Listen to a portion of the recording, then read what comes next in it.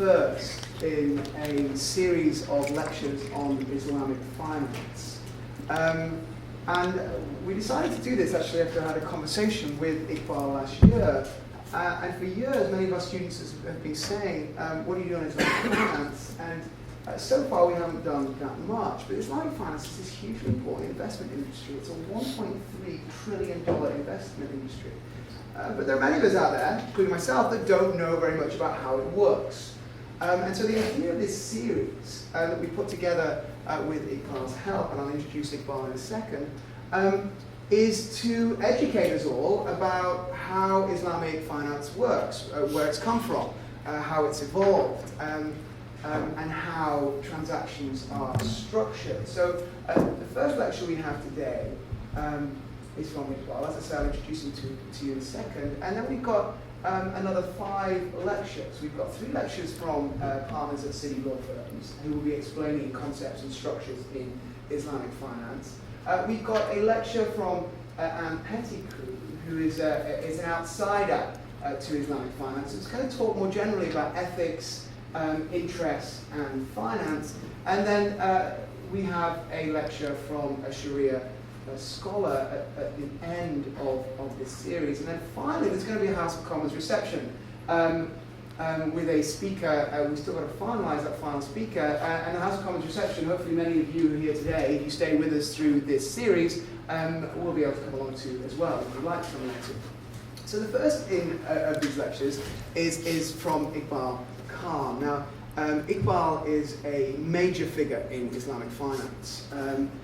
He was involved in setting up HSBC's Islamic finance business and is now the Chief Executive Officer of Fajr Capital, based in Dubai, who are one of the major Islamic finance investment funds.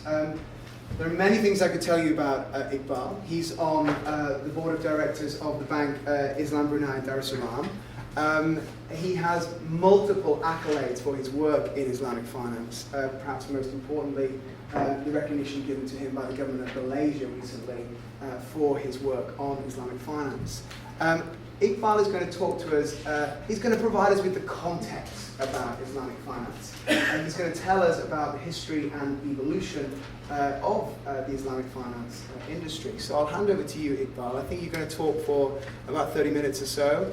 I asked Iqbal whether he'd be happy for us to interrupt him during the talk to ask him questions, and he said he's very happy to do so because this is really about educating us all about how this works. So I think all of us should feel very free at any point just to put our hands up and ask Iqbal to explain any questions that we might have. So Iqbal, over to you. Thank you very much, David. Let me begin with the Islamic greeting of Assalamu alaikum wa rahmatullahi wa barakatuhu. Peace be upon you all. It is such a pleasure to be here at LSE. And I first time came... Can I just switch off the computer behind you if I may, because that would be just slightly distracting. I first time came to speak at LSE in 1998 when we did a careers fair to hire people for HSBC Amana. And we hired 4 people and all of them ended up becoming managing directors at HSBC today. So LSE, I am really grateful and honored. Since then, I have spoken 3 other times. One, we do this event at LSE called the Harvard LSE annual event here, in which there is a public lecture. What I wanted to do today was to set the context of Islamic finance in the sense that the concept, the history, the evolution, and quickly take a stock trade as to where the industry is. And then some of the challenges. And as David mentioned, please feel free to ask any question because I don't grade your work or as if you are students, or I don't promote you if you work in any organization. I'm here to talk about the industry in Islamic finance.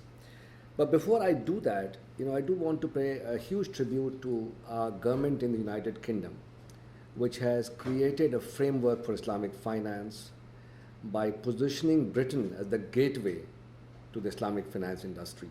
And this was done by Gordon Brown when he was the Chancellor, then as Prime Minister, and our current Prime Minister is doing the same thing.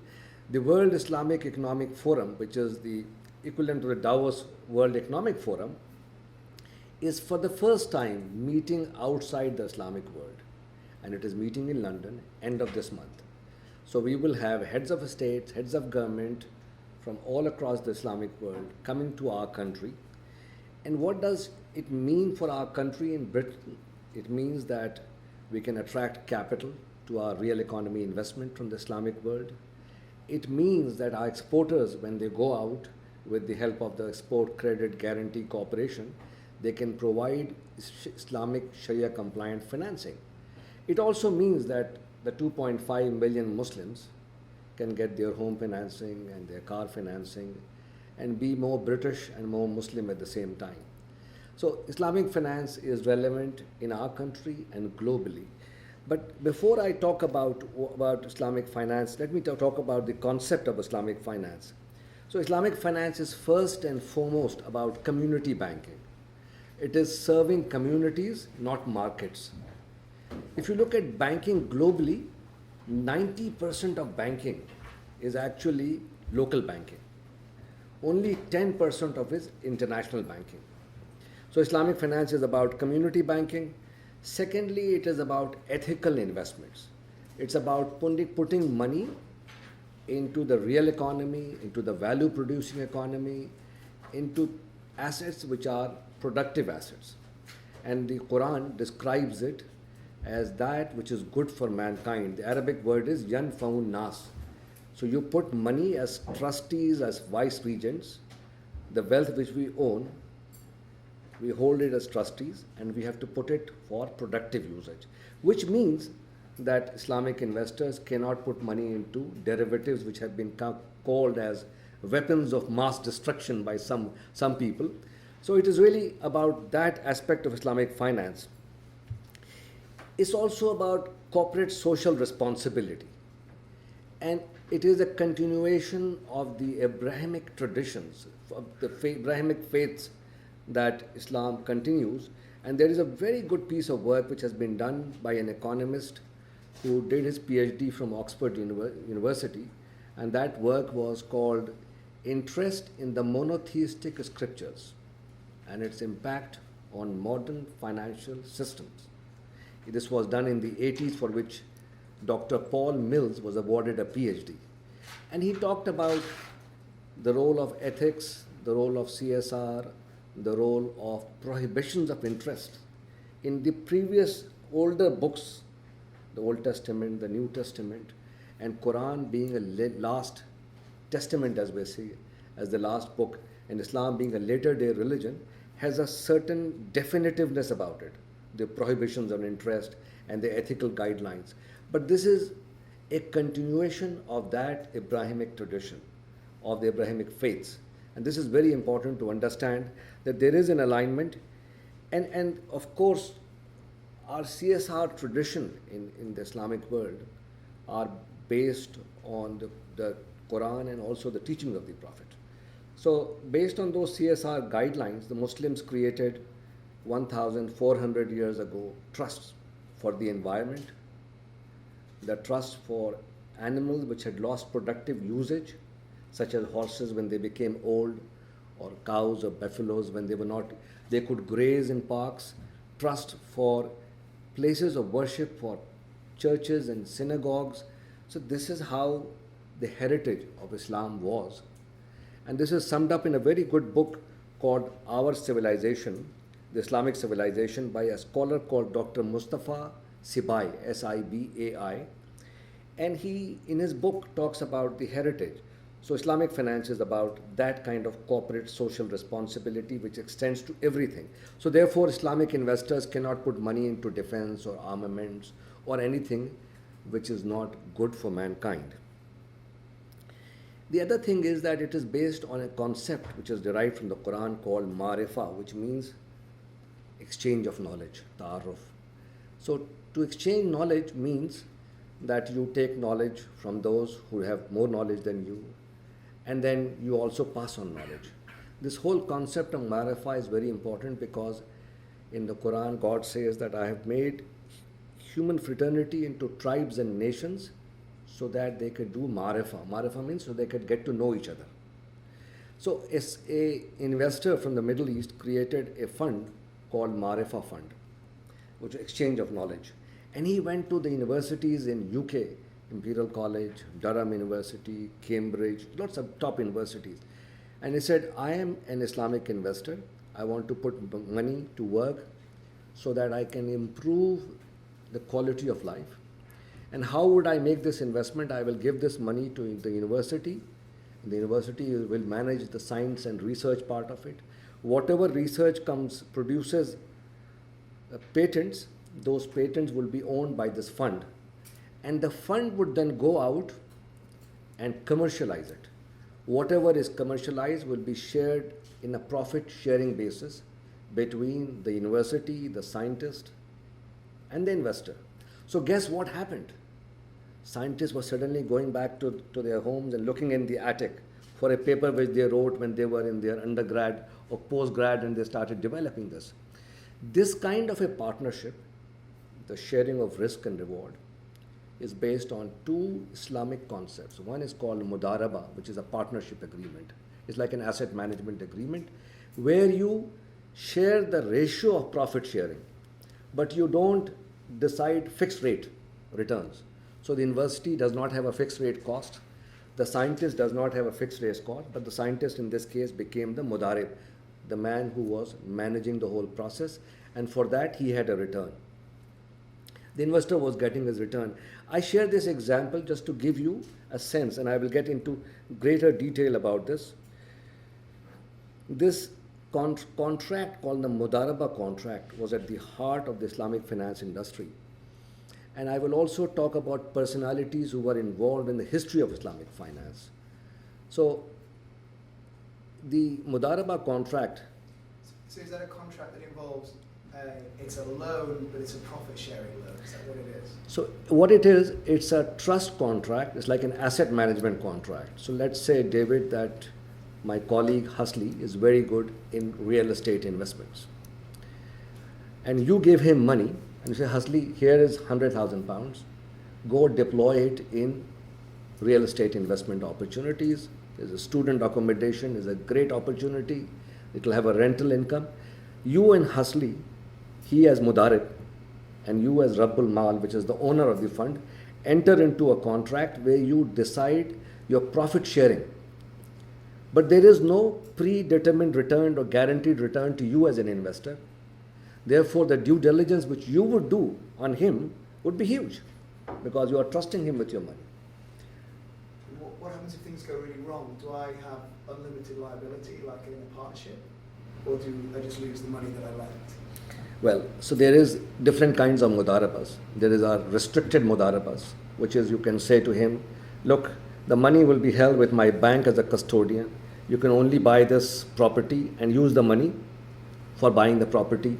So the more tight covenants you have, the liabilities will be less on you as an investor. So this mudaraba contract is at the heart of Islamic finance. What does it say is this money should be put for productive usage and it should not circulate amongst those who are wealthy. So people with enterprise and ideas can come and share the money without having the burden of a fixed cost. This concept, mudaraba concept, and the Mudaraba contract was first brought into Islamic finance in the early part of Islamic finance in its modern shape and form by a scholar from Egypt called Sheikh Khatir Muhammad al-Khatir. He was the mufti or the grand leader of the Islamic thought. He was of Greater Egypt, when Egypt and Sudan used to be one. He was a remarkable man, and I've had the opportunity to be under his tutelage. At the age of 85, 86, he could tell you chapter, verse on jurisprudence book. He had a photographic memory. He wrote this Mudaraba contract, which is at the heart of the Islamic finance industry. The next point is that Islamic finance is also about fairness and justice. Now, justice is very, very important. It's a core pillar of the Quran and the Sunnah, and in fact, it is the guiding principle. Eliminating uncertainty, which is called gharar, and justice, which is adl, is very, very important in the basic principles of Islamic finance. But as much as it is important to understand the basic principles of Islamic finance, I'd also like to talk to you about the context of the time and the place when Islamic finance started. So, firstly, it was a movement which was started by educated, enlightened Muslim middle class coming out of colonialism, and it had the leadership was given by Sharia scholars. So, out of Saudi Arabia, we had Sheikh bin Baz, a cleric who the current King Abdullah regarded him as his teacher. He was blind, and he was a man who passionately believed in justice and believed that the role of finance is to distribute wealth through the private sector, not through public sector, through the socialist model. So in many ways, the foundation of Islamic finance was capitalism with a moral perspective. The state has to be the referee and the umpire, but the private sector has to work under the state.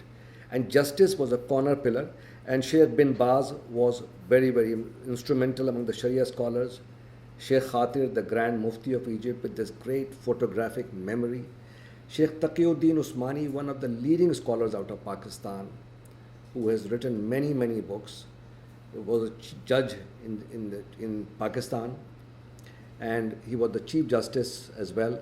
And when you go to Pakistan, and I had the opportunity to be an expert witness in a court case, and when the judges come in and they tell you all rise and they sit on a big platform, and when you are standing there as expert witness in front of those judges, so Sheikh Taqi, there was a case on interest, prohibition of interest in the Supreme Court of Pakistan. So we have a judge from the Supreme Court. So we have all these scholars who laid the foundation from the Sharia perspective of Islamic finance. Then we had economists like Dr. Paul Mills doing his work in Cambridge, but we had Dr. Najatullah Siddiqui, Dr. Umar Chapra, many other scholars who laid the foundation for Islamic finance.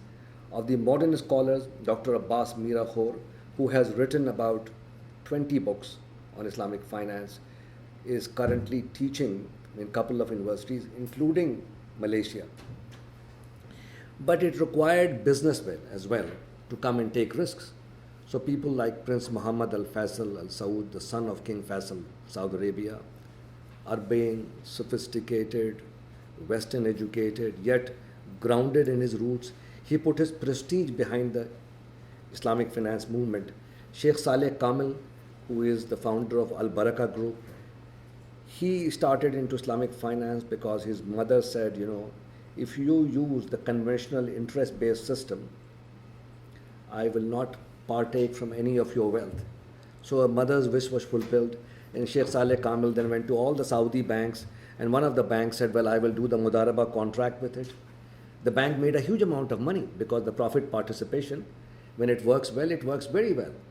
So all other banks in Saudi started following that. So the early beginnings were really kind of enlightened, educated people wanting to create a responsible model of banking so that they could have an impact on that. People like Royal Professor Unku Aziz, whose daughter is the governor of the Central Bank of Malaysia. He started the Hajj Fund, the Pilgrims Fund out of Malaysia.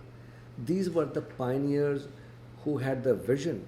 And when they started, it was a very difficult time because at that time in the 70s, the macroeconomic framework was not there for Islamic finance. The legal framework was not there, the commercial framework was not there, and more importantly, the regulatory framework was missing. Everything was geared for the conventional banking system. There was nothing which was prepared by Islamic finance. And the rule book for Islamic finance was not even ready, no one thought about it. But the biggest challenge was not that there was no enabling framework.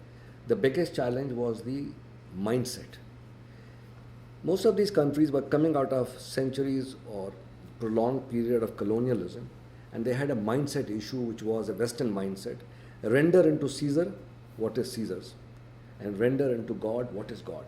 So the question of bringing religion or ethics or morality derived from religion into banking and finance was an alien idea. How could you do that? And this was the period in which the colonial powers ruled this country on a policy of divide and rule. And Gandhi India's founding father said, for 110 years they ruled us through a policy of divide and rule. And when they were leaving, they had a policy of divide and quit. So it is in this context, at that time, Islamic finance was coming in, and the whole concept of religion and finance, even when Islamic finance started, in the 80s, a major publication ran an article called "The Quran in one hand, the calculator in another. Will the profit rise or fall?" Very skeptical article, saying, what is this business about combining religion and money together? You can either serve God or you can serve mammon. The two shall never meet. But the same publication today is having dedicated books on Islamic finance, is having conferences, is doing lots of work in Islamic finance because the industry has grown significantly. We also did not have an industrial infrastructure in the Islamic world. So 31st August 1957, is there anybody from Malaysia here? All right. So you were obviously not born on 31st August 1957, but I was. 31st August 1957, if your dad and mom went to a shop in Malaysia to buy a nail, or somebody got onto a bus and bought a ticket, that ticket was printed in Her Majesty's stationery shop in United Kingdom. The nail came from Sheffield. We had no industrial infrastructure. In every aspect, the trade flows, raw materials coming from the colonies or former colonies, finished products going the other way around. This is the context in which Islamic finance was starting. Most of the capital markets were closed. There were no capital markets. No wonder most of the newly emerging countries, they adopted state-owned enterprises, socialist models, because it was difficult for them to get out of that mold, the mindset and everything else. The other challenge, which is, David, in your field, was the work on Islamic law. So the last authentic work on Islamic commercial law was the Mujalla al-Hikam al-Adiliya, or the book of the rules of justice, by a great Turkish scholar. Is there anybody from Turkey here? All right. So there was a Turkish scholar called Ahmet Sevdet Pasha. And this book was written between 1869 and 1879. It was the authentic commercial code for the Islamic world. But this book was never updated, never upgraded after 1879. Nobody did the refresher to that. And then what happened? This was discarded, and in countries where France was ruling, there was the Napoleonic Code. Where England was there, the UK civil law came into it. So in the commercial world, for more than a century, the Majalla, Ahkam al-Adiliya, version 1869, was never applied. So you're looking at a time when these markets were closed and the rule book was gathering dust, and there was no... What happened then, that as the countries became independent, as wealth started coming in, people started getting educated. It is the educated, urban middle class which said, we must manage our money responsibly because we will be held accountable in front of Almighty God. In many ways, Islamic finance is a consumer to business model, from a business model perspective. It's a C to B business. Generally what happens, you create a business, you go to consumers. In the 70s, there was a huge pent-up demand. When the first Islamic financial institutions were opened and they went, people came to them and said, I've got a 10-story building, I will give it to you for 1 riyal, 1 dirham, to open an Islamic financial institution. Why? Because in Islam, the biggest sin is the sin of usury, of interest.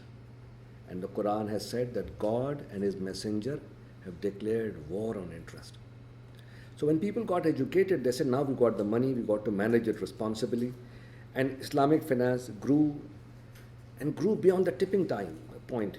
And there's a very good book called The Tipping Point, actually, by Malcolm Gladwell, and I don't know how many of you would have read it. It talks about how a concept becomes a trend and then how a trend spreads.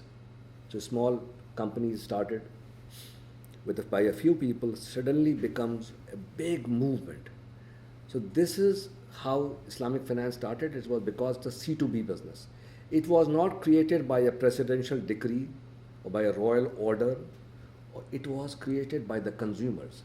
The most important trends in the world are the ones which are led by consumers.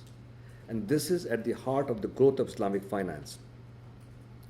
But when Islamic finance came into the market in the 70s, this was a time of huge change. London had its big bang, but something else was happening in America. Senator Glass and Senator Stegall, who after the Great Depression and the crash of the stock market, had passed a law called the Glass-Steagall law, which separated investment banking and commercial banking. That Glass-Steagall wall was being chiseled away.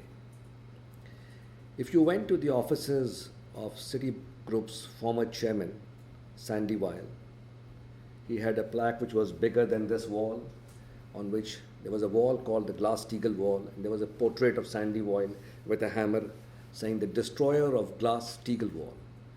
These giant universal banks, they were being created. The process had started. In the 70s, something else happened, which Anne Pettifor would talk about it, because she's very passionate, which is the delinking of the dollar from the gold standards. When Treasury Secretary Dulles went to President Nixon and he said, Mr. President, we don't have money to repay the French. What shall we do? He said, what options do we have? He said, Fort Knox has no gold. So Nixon said, well, we will give them what we call an IOU. And if France doesn't take, what will they do? Will they come and fight us? So he said that, Mr. President, you got to call de Gaulle. So Nixon called de Gaulle. He said, listen, we're going to send you a note. You trust the United States of America? He said, of course I do. So they gave them the IOU. That IOU, which America gave to France, basically delinked dollar from gold and created what is fiat money today, a printing press. So those of you who are studying economics, you know what is happening to the world economy. We have a whole huge influx of money coming in. So there was a huge revolution going on, deregulation, technological revolution, and what was happening? That the financial economy was slowly becoming bigger and bigger. So, and then it overtook the commercial economy. The commercial economy and financial economy became at par in the mid-70s. In the 80s, financial economy took off and it became much bigger. And then the gap between the financial economy and commercial economy became so large that as a result, we've had many problems. So Islamic finance came at a time when the world's global financial system was changing. Here is a movement which is saying don't put money into derivatives, and derivatives are just taking off.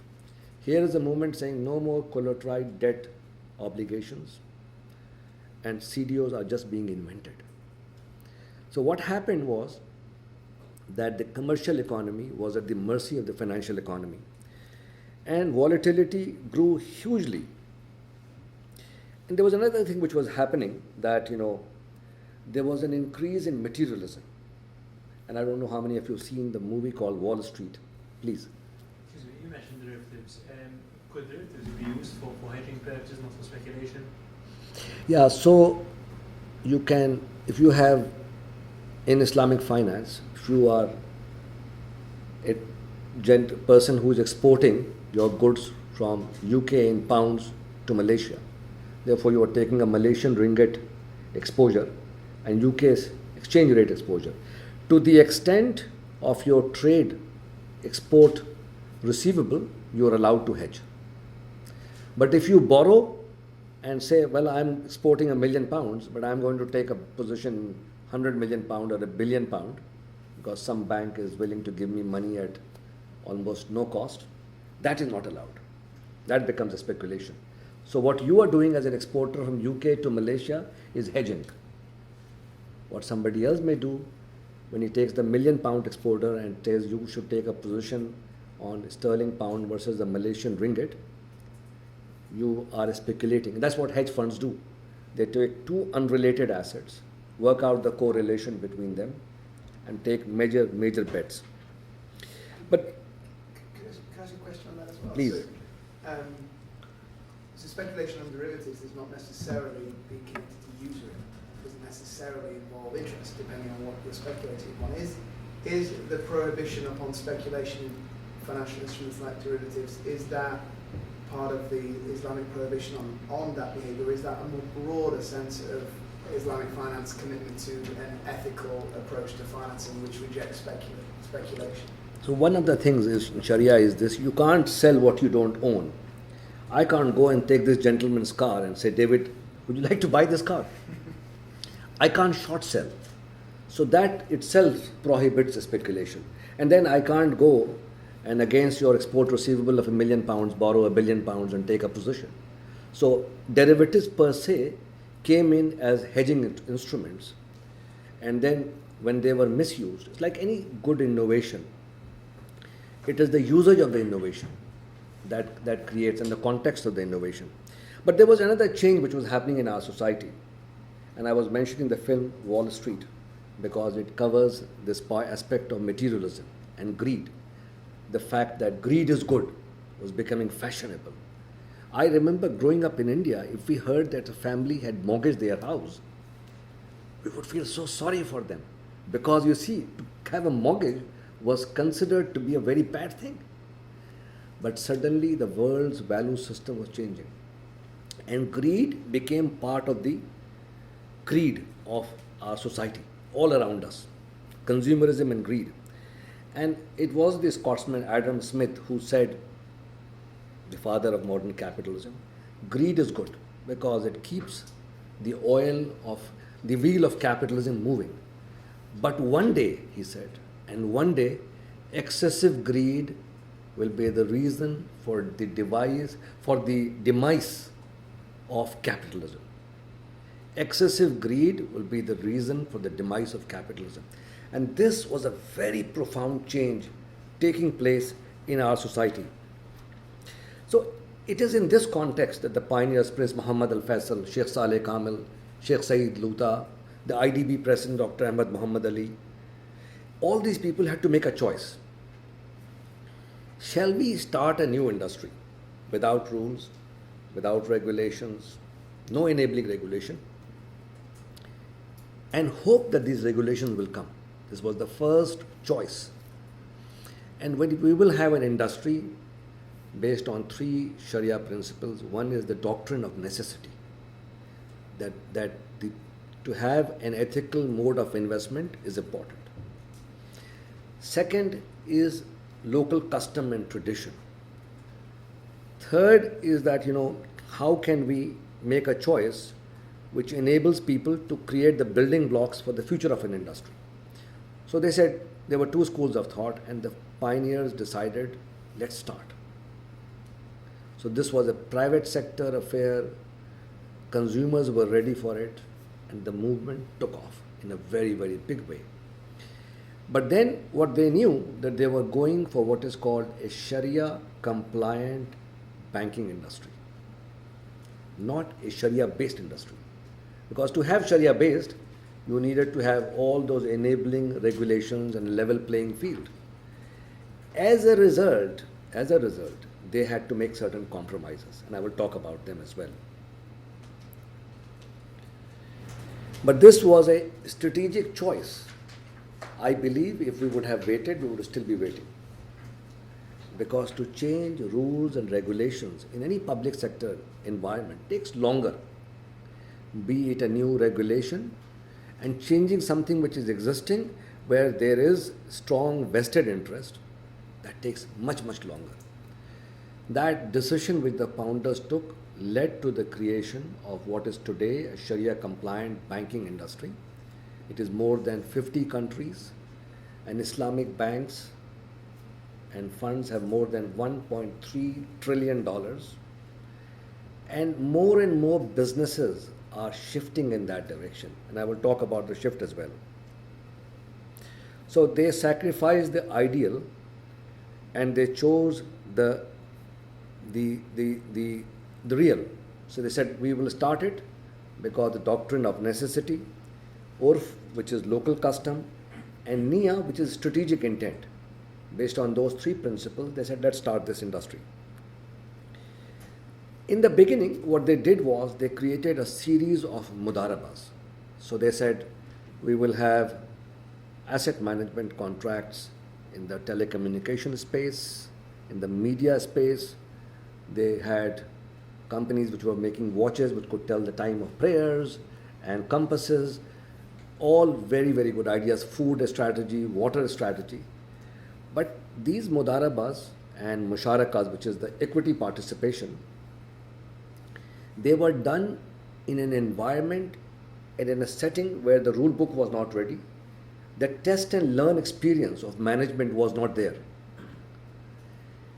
And the legal system, most of these countries did not have documentation of case precedent. The legal system was not strong. And as a result, many of these investments did not perform.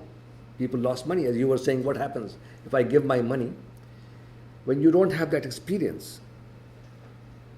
So they were not profitable, these musharaka and mudaraba contracts. Coming back to your mudaraba contract, like you said, under this contract, profit and risk are shared between the owner and the person who actually doing the business. As compared to the conventional industry where some risks are transferred from the owner to perhaps the banking industry, is there a way to reduce the risk of monitoring, reduce the cost of monitoring, reduce the cost of due diligence by the owner of assets or money? Okay, hold your thought. I'm going to address this when we talk about the strategic framework. And this is a very important question, and I do want to address this. So if I forget, remind me, but it will be addressed as we go along with the presentation. So we started with mudarabas and musharakas, but they didn't work. And when your new industry doesn't make money, what happens? It faces a huge challenge. So what did they say? And this is in the early 80s.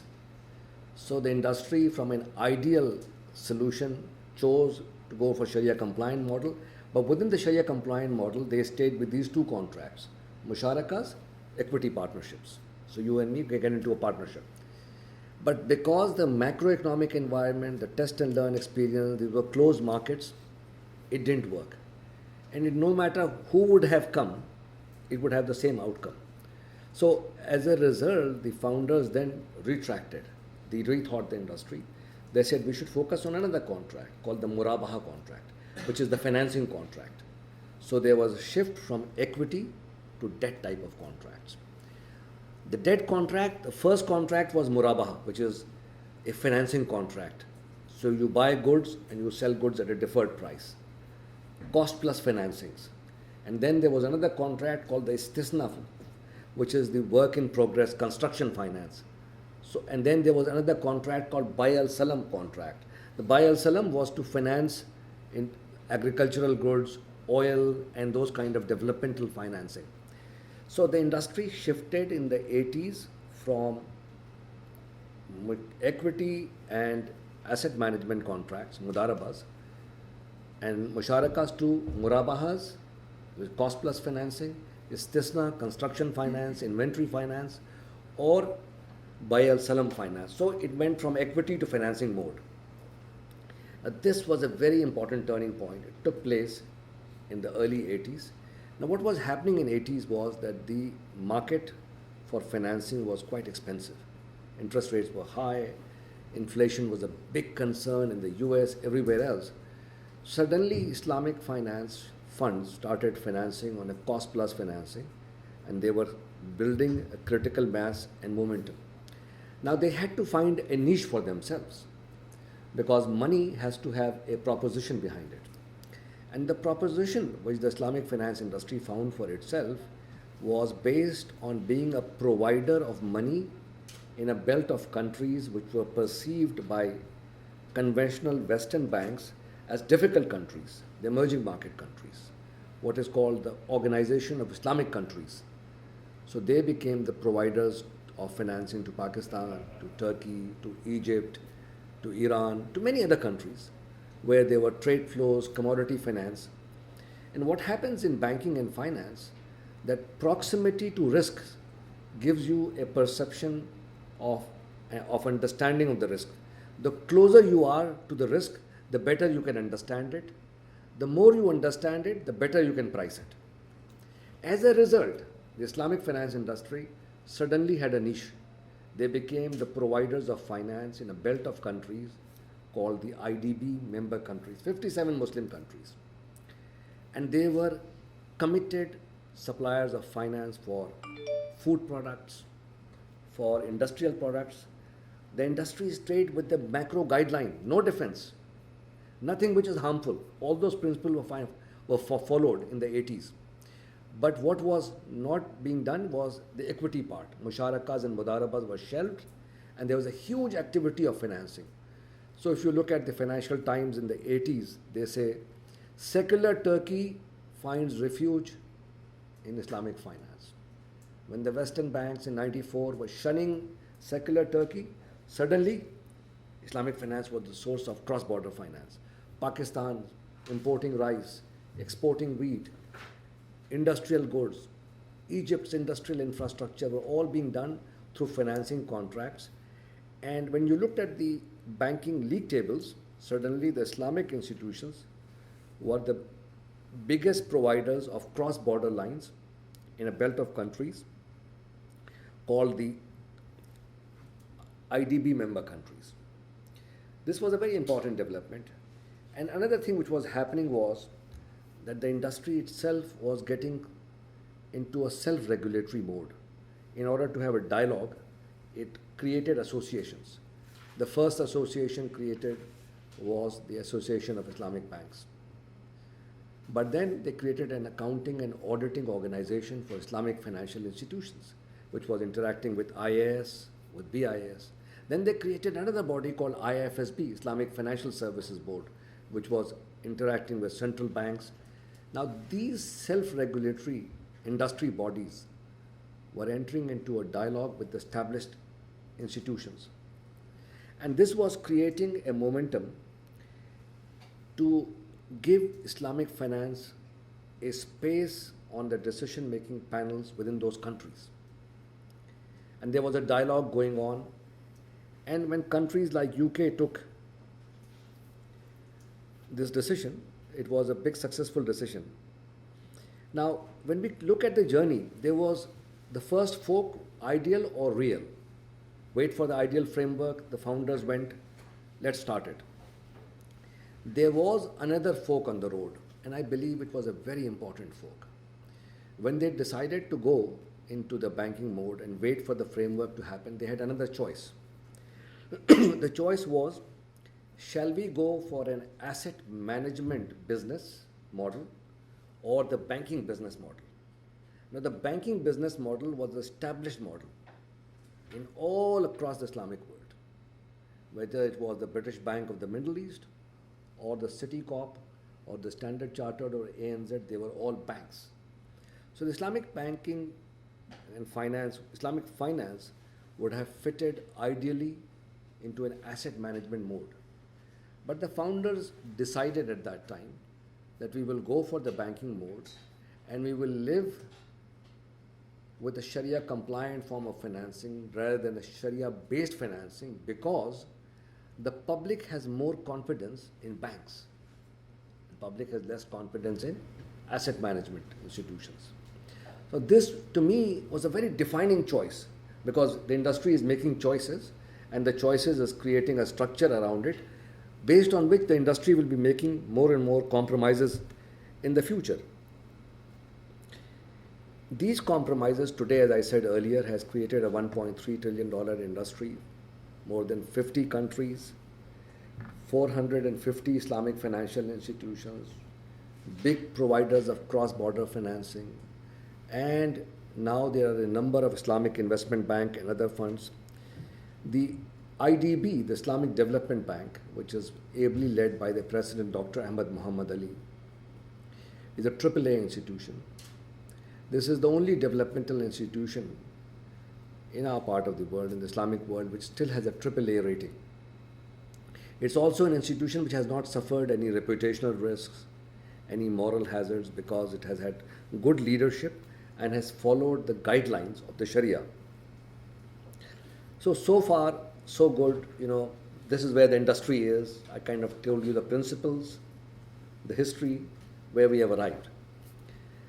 But we're kind of halfway on the mountain. When we look down, we can see that the industry from a concept has become a movement, and the movement has become a big industry, $1.3 trillion, playing an important role. And today, and there were some important landmarks as we moved along. In the 80s, we had the cross-border financing. In the 90s, equity opened up as an asset class, publicly traded equity. And I mentioned to you the Sharia scholar Sheikh Khatir, Muhammad al-Khatir from Egypt. I had the privilege to take him to various companies. Some of them were the pharmaceutical companies whose drug he was using.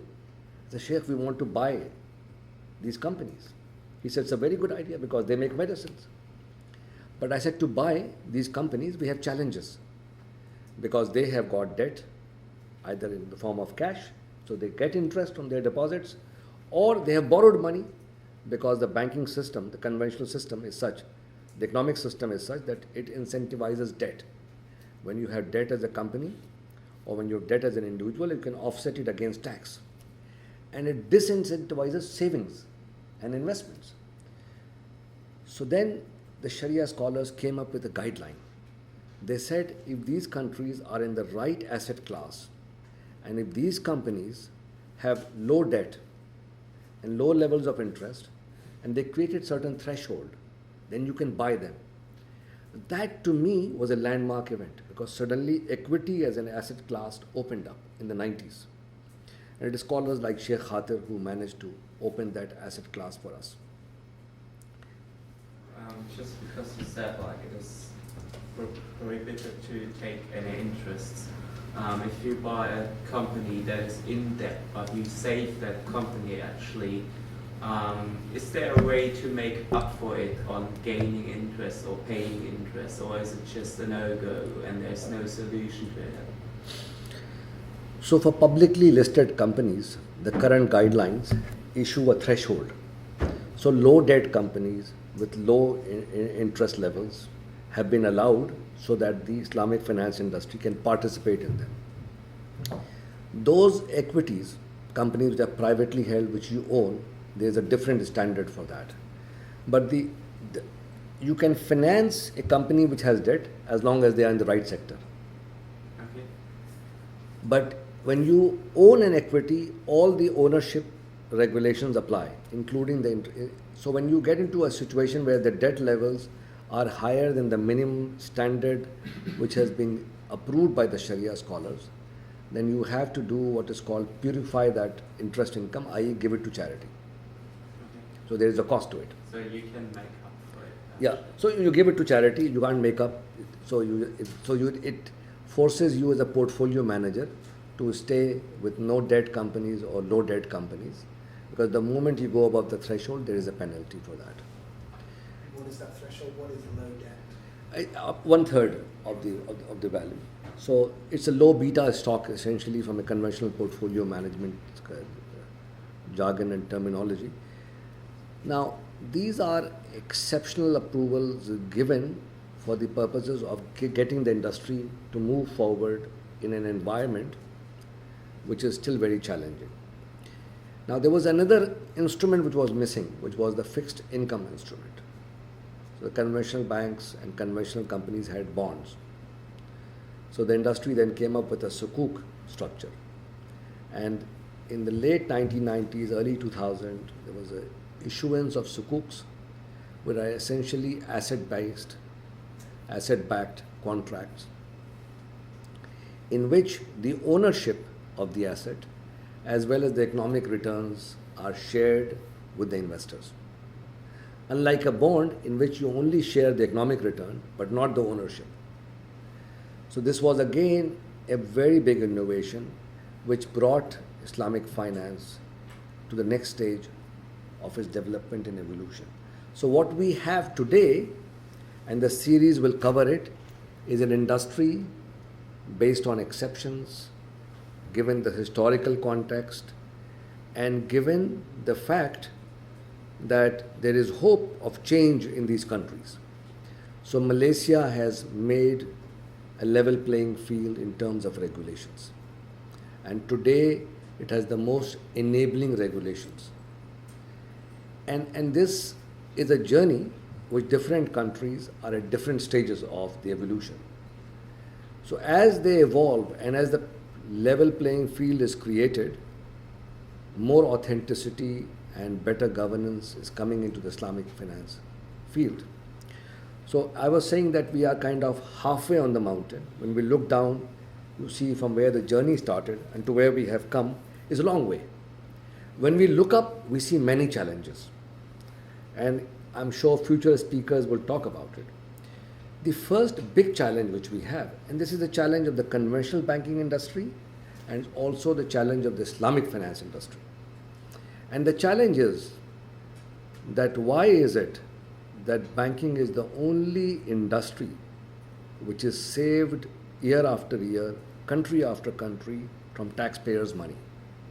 Why is your money used in your countries, wherever you come from, to bail out banks, but not the shipyards, not the clothing manufacturer, not the pharmaceutical industry? All those things can go belly up, but banks cannot. Would anybody like to tell me why? Why do banks have this great privilege? Because banks control something very important. And that is they sit on the jugular of the economy, which is the payment system. If a bank collapses, the payment system collapses.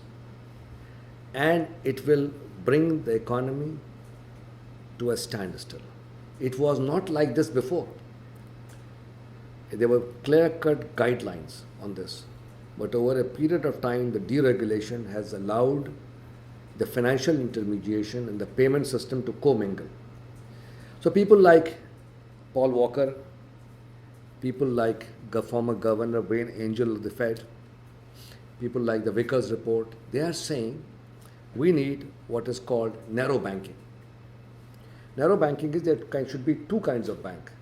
Safe bank, which keep your money safe.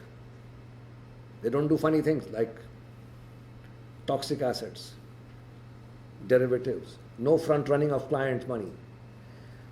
These banks will control the payment system.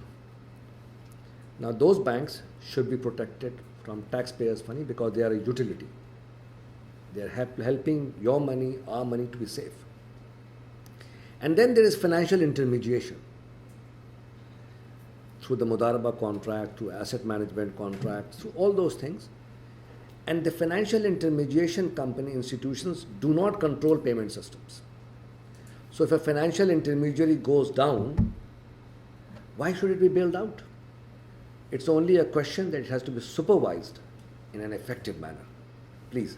In this context, how the rights of interest of investors are protected in this way?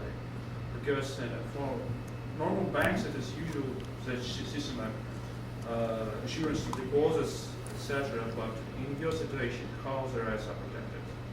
Well, at the moment, both Islamic and conventional banks are in the same block. They all have to follow the same regulations. What I am advocating, what Paul Walker is saying, what Vickers' report is saying, we should segregate the banking system into what is called narrow banking, two types of banks. Safe banks, the narrow banks, who stay on the straight path, narrow path. They are not too big to audit, too big to fail. They are managed and controlled. And then there are those banks which do financial intermediation. And the bank which do financial intermediation has to have a very strong KYC culture, know your customer culture, have to have very strong compliance, the suitability culture. They have to have a very strong, robust regulatory supervision. And they would then, David, you want to go and do real estate. So you want to go and do trade finance in CIS countries. Somebody else wants to go and invest money into renewable energy. You can all do that through asset management contracts, through partners you find. But if I want to keep my money safe, why should it commingle? This is a fundamental principle. Without this, there is no way that we can have a stability, because sooner or later the financial intermediation function and the payment system collide. And when the control of the payment system is so dispersed that anybody who's in the financial system, and if they go down, the entire payment system collapses. What was the name of the building society which was having difficulties in the UK? Northern Rock or Northern Rock. So those of you who saw Northern Rocks, there was a queue of people sitting in the night waiting for their money. So this is a very serious issue. So I think Islamic finance has the same challenge. Unless and until Islamic countries adopt the narrow banking model and bring out an ethically enhanced Glass-Steagall Act which separates commercial banking from investment banking, we will continue to have these problems. Another question. Have you ever experienced defaults of your banks? I mean, Islamic banks. Yeah, sure. So, Islamic banks operate in a conventional economy, in a globalized economy. So if you are in a country X, and there is a real estate boom, bankers have this thing called the herd mentality. So everybody follows everybody. And by the time the last bank gets its act together, the markets have moved on. And if the market crashes, then whether you are conventional or Islamic, the values will come down. Now, as an Islamic institution, you cannot over leverage assets. So if you've done a financing up to the value of the asset. So you can't do 100%, 110%, 120%, because you need to have tangible assets. That gives you protection. But that does not give you a total immunity from a systemic risk of a collapse of a market. Now, there is a lot of data which has been looked at.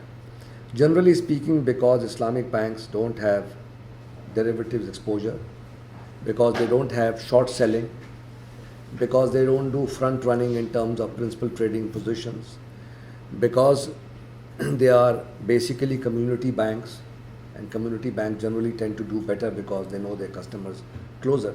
As a result, they have performed better.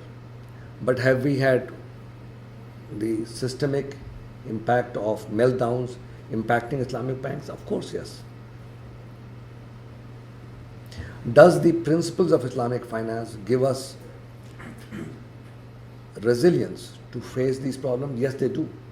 Because if you don't short sell, if you don't over leverage, if you stay, because this is basically prudent, common sense banking with ethics and morality. It is bound to be better than a system which is based on greed. So that is one systemic challenge. The other challenge which we have is this, that in the last 30 years, capitalism has shifted from what I call from owner's capitalism, we have gone to manager's capitalism. What does it mean? Suddenly, managers are proactively running cooperation. And the owners are being represented by proxies of large pension funds, asset managers, who are not proactively engaged. So in a way, the owners have surrendered their right of ownership to the managers. And this shift from owner's capitalism to manager's capitalism is a major shift in the world. So you can have a CEO of a company getting a bonus of $500 million. So you should say, what is it that he has done that he deserves $500 million? He would say, well, I have created this value in the stock market. Can you see? This is what I have created. The reality is that this whole thing about greed and the shift from owner's capitalism to manager's capitalism has created the problems of Enrons of this world. When you have compensation running amok, when you have governance failing, what does it create? It creates huge problems. Now, this is a challenge for the Islamic finance industry as well. And don't get me wrong, I'm not saying that everybody should be paid the same amount of salary. But owners should not abdicate their right of ownership, and managers cannot and should not take that. This is a very serious challenge. So there are a number of industry challenges, but I want to come back to your question. Can you repeat that? Because I do want to address that. I mentioned earlier, under the Durable contract, you've got the sharing of profit and risk. So as a result of that, the cost of monitoring by the owner would be huge as compared to the conventional system where you shift the risk of due diligence to perhaps the banking industry. So how do you reduce the risk at least? Yeah, this is a very good point. So what happens in banking, you go to the bank, give your money, forget about it. What they do is their problem. Whether they follow the equator principle. So firstly, from an ethical perspective, most banks do have guidelines, but you have no control over it. Who do they lend? And you get what is called a melded return, which is pre-guaranteed. When you come to an Islamic Mudaraba contract, yes, the due diligence is much more, but as owners of money, we do have a responsibility. And therefore the reward is also higher. Now, different people, somebody may have low risk and therefore low return expectations. So they will have to go and find an asset manager of that kind. Other people may have a high risk appetite and therefore the ability to do high level of due diligence. And therefore their expectation is high return. So that model whereby financial intermediation is done separate from the banks, which are the narrow banks, is a very important solution for the crises which we have faced. Both the financial crisis and the Arab Spring has opened up the doors for Islamic finance, new opportunities, new challenges. Stability is a very important driver for the growth of any economy. So you can't have an economy in a place like Syria today, or banking, because of what is going on. Turmoil is not good for banking and finance. But these countries are now opening up, and there is a hope that there will be stability, because the three things which Islamic finance does is democratizes savings and investments, which is very important value driver for the industry. When you democratize savings, you create a middle class. When you have a middle class, you have hope of stability. And therefore, you can have a government where it is based on checks and balances, where there is an open society created, the rule book gets updated and upgraded. The financial crisis has brought and questioned the conventional banking model, and it is being questioned by everyone. And therefore there is a search for the role of morality, the role of ethics, the role of values in finance. And it impacts all of us. It impacts our pensions, it will impact our children. As the world grows, and the Islamic world will have huge challenges. The population of the Islamic world will shrink from a demographic perspective much more than it has ever done. So I'm kind of coming to the end. So we discussed the concepts. Very simple. It's about community banking, ethical investments, corporate social responsibility. It is the continuation of the heritage of the common Abrahamic faiths. It is about putting money into the real value-producing economy in fair contracts. It is removing uncertainty. And then the context, the choices which were made, we talked about it. And we are halfway on the mountain.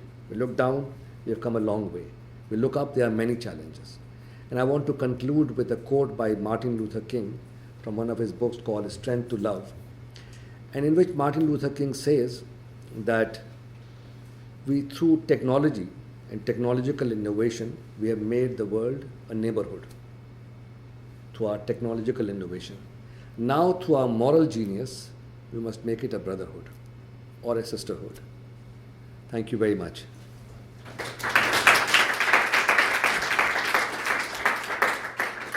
Fantastic, Bob. Thank you so much. I put that there to say 5 minutes because we got about 20 minutes, and I know there'll be lots of questions. So I wanted to get some time for that. Because it's fantastic and interesting talk. Maybe I can kick us off. Please. I'll abuse chair's privilege, and then everyone else can jump in. I just want to ask a quick question, and then I'll bring everyone else in.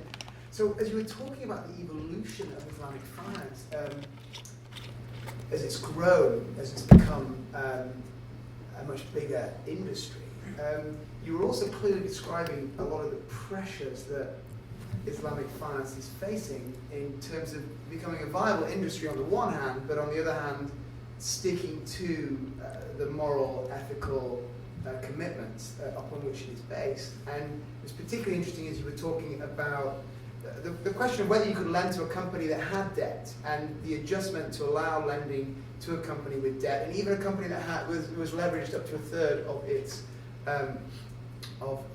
resources. How does Islamic finance, how has it come to regulate itself? Because those pressures are always there, right? The pressures to, loosen those ethical precepts a little bit in order to make it more viable, to get more business. Those pressures must be there every day of your business. How is that managed within the industry as a whole? Yeah, so the industry has got a structure, which is every Islamic financial institution has got a Sharia board. Some countries like Malaysia have got centralized Sharia board. There are other countries where there is a combination of the two. So you have your own Sharia board as well as a central Sharia board, like Brunei. So in each of those countries, there is a consensus on 95% of the fatwas. Fatwas are edicts, 6,200 plus edicts given in the last 40, 50 years, which govern Islamic finance, and they cover all kinds of issues. So can you finance a company which has got debt? Yes, you can, as long as the company is in the right sector. Because when you are financing, the relationship is asset-based. It is not ownership. Can you do equity into a company which has got debt? That's where the restrictions come in, the guidelines come in. So out of the 6,200 fatwas or so, there is a consensus of 95%. So nobody can get out of this consensus.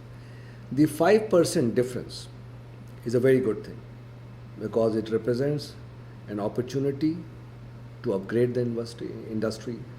It represents a hope for innovation and change and managing change. Because if everybody agreed on everything, we would not be able to regulate it. So that's the first level of regulation. Of course, all the Islamic financial institutions have to comply with the law of the land. Central banking regulations, companies law, Ministry of Finance, Ministry of Commerce directives, as they get changed. And they have to adjust to it. It is easier for being more Sharia authentic for an Islamic asset management company, an Islamic investment company, because they are not bound by the conventional banking regulations. It is harder for the banks. So that is one framework through which Islamic finance industry self-governs itself and is also governed by the laws of the country. Thank you very much. That was really interesting. I like your metaphor about us being kind of halfway up the mountain. And I think my question is kind of a variation on David's question. So, given your historical description, it seems to me, and I know very little to nothing about Islamic finance, it seems to me that the beginnings you described, it is kind of easier to identify distinctive features of Islamic finance than later on, kind of halfway up the mountain. And I think about situations like the bailout of Dubai World by Abu Dhabi, which to kind of an untrained observer looked very similar to a typical real estate investment trust that's over-leveraged, whose asset values went down and who needed a bailout because in a way it was systemically relevant. And so my question is really, do you think that the pressures David described will lead Islamic finance to replicate non-Islamic finance in more and more aspects, and therefore take away the advantages that Islamic finance has to offer at the moment, and maybe even more so had to offer in the past?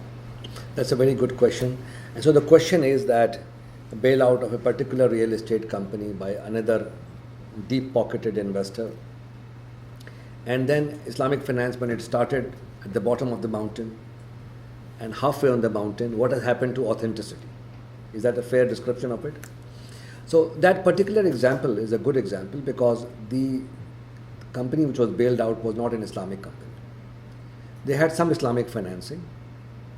And the question is, what happens in a restructuring when you have conventional loans, Islamic financing mixed together? What is the difference? So different structures have different rulings.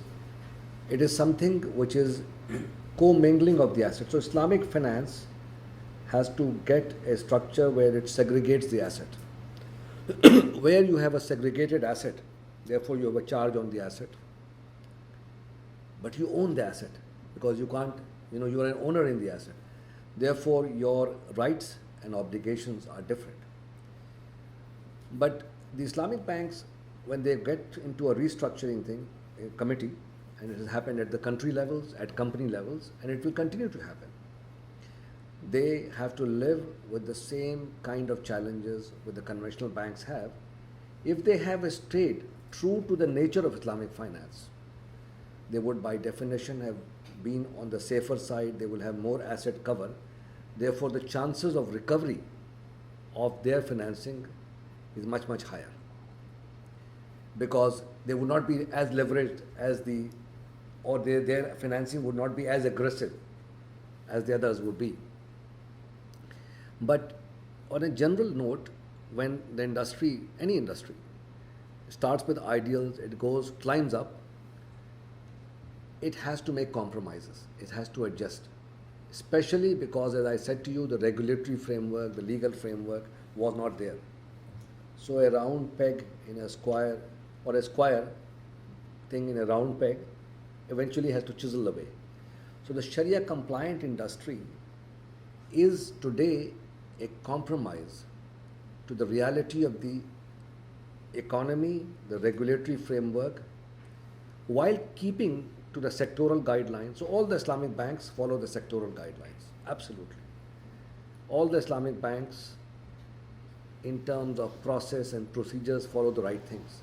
Where the compromises happens is that when you are doing a financing, sometimes companies have negative pledges, sometimes companies have got restrictions.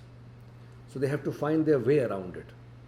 And it is in finding the way that things get blurred. And often, I have seen it through many restructurings and advised on them, where the Islamic investor stayed true to the principles, they were better off. Where the Islamic investments was rooted through an asset management contract, they were better off. Where they came into the banking thing, because when banking things get restructured, generally at the country level or at the creditor level, there's only one pool of assets. Everything comes into a central pot. You have to share the asset base. So those are the challenges which the industry had.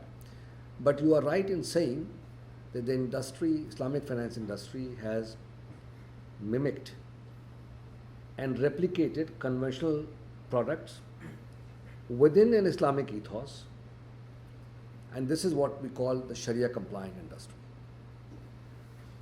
The challenge for the industry is authenticity. How does it become Sharia based?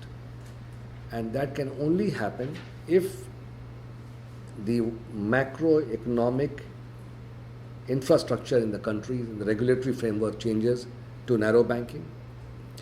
And the role of governments becomes as regulators, referee and umpires, not as players. Government allocate capital to sectors, to venture capital, to SME markets, to infrastructure. And the private sector, i.e. the Mudaraba, the asset management side, are involved in SMEs, in infrastructure, in venture capital, in private equity. That will create a dynamic environment for the growth of ethical Islamic finance in these countries. Thank you very much for the historical description of Islamic finance development. One thing you mentioned about Malaysia and they have the most enabling regulatory regimes for the Islamic financial industry. And also you mentioned about the history whereby Islamic finance started via consumers, whereby they started their business. They want Islamic finance practice in place. What do you think about the recent initiative by Dubai promoting itself as an international hub or global capital for Islamic finance and economy? Do you Sure. think Dubai will really be a very good competitor to Malaysia? Are they going to really play a very good role in developing Islamic finance? You know, in every industry, there is always a battle for the heart of the industry, the fulcrums. So different financial centers have different strengths. Malaysia has a very deep capital markets. So if you look at the Sukuk market, actually dominates the entire Malaysian capital markets. Malaysia has a very deep stock exchange market. What Dubai has is trade and commerce and a very enabling economic environment. It has a regime where it's easy to do business with, Therefore, Dubai clearly has an edge in the area of commerce, trade flows. Malaysia is still way ahead. Now, I personally believe that, different markets have got their core strengths, and the way the Islamic finance industry is evolving. So we have got different hubs doing different things within the Islamic finance world.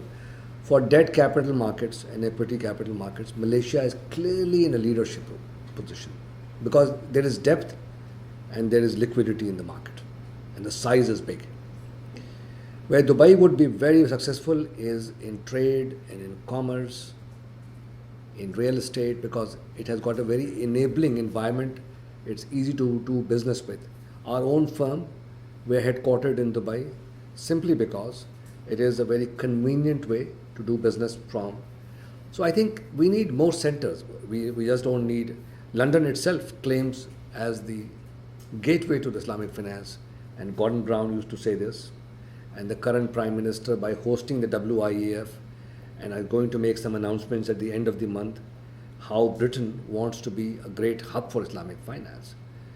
The reality is this, that we have got a huge pool of capital, financial capital, which needs to be deployed. And this deployment cannot take place in one market. It will require different hubs to source it and to access it. So Kuala Lumpur is a big center. Dubai is an emerging and a big center as well for trade and commerce. UK has got its own strengths. So I think like any other market, Islamic finance will emerge and there will be different centers for the growth of Islamic finance. The one which I see the greatest potential is Saudi Arabia. Because Saudi Arabia, 26 million population, deep market, depth in the capital market, depth in the financing market, huge pools of liquidity, and the economy is growing. Banks are a leverage play on the economy. When banks do well when the economy does well. And at the moment, the Islamic countries, the Middle Eastern countries are doing well because there is a huge boom of liquidity. So that, I hope, answers your question. We move to the final question. I think then we're going to have to. Iqbal's been going for 90 minutes. I think he deserves a break. So the final question. Thank you. I suppose one of the challenge in finance that you've got all these views, all these Islamic finance boards giving their views. You've got one in Malaysia, you've got one in Dubai, and some say that the scholars in Malaysia, they are too liberal in approving products, and therefore the view is perhaps we should have a single, I would say, Sharia Advisory Council with various representatives from all around the world. What's your view on that? Well, my view is this, that, there's always been an acknowledgement of local customs in Islam. It's called urf and it's part of the tradition of Islam. There is already industry bodies for Sharia. So the Accounting and Auditing Organization of Islamic Financial Institution has a global Sharia board. Then the IFSB, under which also there are Sharia boards. these Sharia boards, they talk to each other. These are the industry Sharia bodies. And as I said earlier, 6,100 fatwas, consensus of 95%. By any standard, that is a tribute to harmonization. And that difference of 5% is very important. It allows us to deal with change, it brings hope for innovation, and it is an opportunity to meet the local customs and demands as well. Well, it was a wonderful talk. It's incredibly interesting. We could keep talking for 90 minutes. Thank you very much.